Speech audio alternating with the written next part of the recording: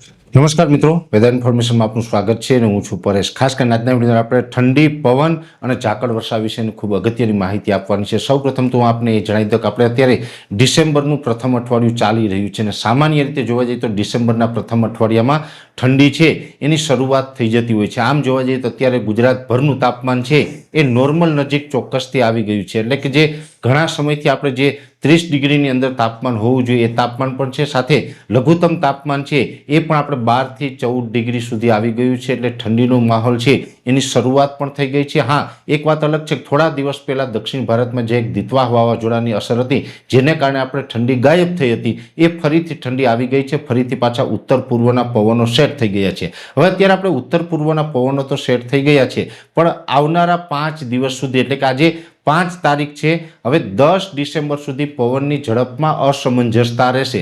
પવનની ઝડપમાં અસમંજસતા એવી રહેશે કે એક દિવસ પવન છે એની સ્પીડ છે એ 11 થી 12 કિલોમીટર પ્રતિ કલાકની હોય, તો બીજે દિવસે આપણે 15 થી 17 કિલોમીટર, વચમાં કોઈ દિવસ 20 કિલોમીટરની થશે, એકાદ દિવસ આપણે 15 કિલોમીટર હોય, એકાદ દિવસ ફરીથી પાછી 10 કિલોમીટર પ્રતિ કલાકની ઝડપ થાય, એમ રોજ પવનની ઝડપમાં 5 દિવસ સુધી સતત ફેરફાર થતા રહેશે। એક દિવસ પવન હશે તો એક દિવસ નહીં હોય, એટલે કે એવું કહી શકાય કે કદાચ એ 5 દિવસમાંથી એવું બનશે કે 2 થી 3 દિવસ વધારે ઝડપથી પવન ફૂંકાઈ જાય, 2 થી 3 દિવસ કદાચ આપણે નોર્મલ પવન રહીએ। આ પ્રકારની પવનની સ્થિતિ રહેવાની છે અને હવે ધીમે ધીમે ઠંડીની શરૂઆત પણ થઈ જવાની છે। અત્યારે પણ આમ જોવા જઈએ તો લઘુત્તમ તાપમાન ઘટ્યું છે, એટલે કે રાત્રે આપણે ઠંડીની શરૂઆત થઈ છે।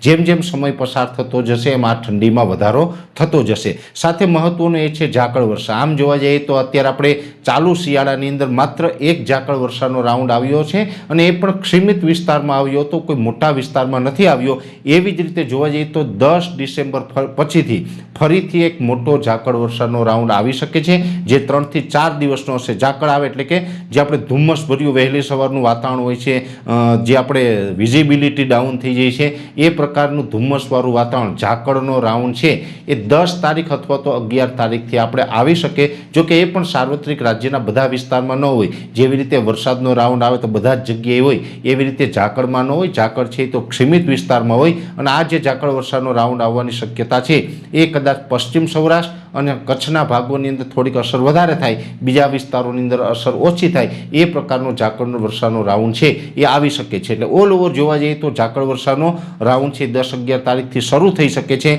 ઠંડીની જે શરૂઆત થઈ છે આ ઠંડીમાં પણ આવનારા દિવસમાં વધારો થશે અને પવનની ઝડપમાં થોડીક અસમંજસતા રહે, આ પ્રકારનું હવામાન છે એ આવનારા દિવસમાં રહેવાનું છે। અને હવામાન વિશેની તમામ અપડેટ છે એ આપને રેગ્યુલર આપતા રહેશું, પણ દરેક મિત્રોને એટલી વિનંતી રહેશે કે જો તમે યુટ્યુબ ઉપર જોઈ રહ્યા હોય તો ચેનલને સબસ્ક્રાઈબ કરજો, ફેસબુક પેજ ઉપર જોઈ રહ્યા હોય તો ફેસબુક પેજને ફોલો કરજો।